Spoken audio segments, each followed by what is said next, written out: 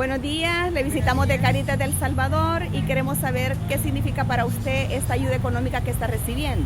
Pues para mí significa mucho porque para mi hogar, soy una jefa de hogar que mantiene el hogar, que nos dan ayuda para mis alimentos,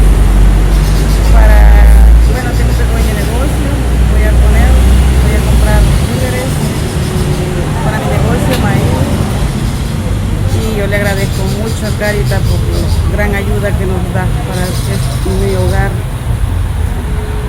Gracias.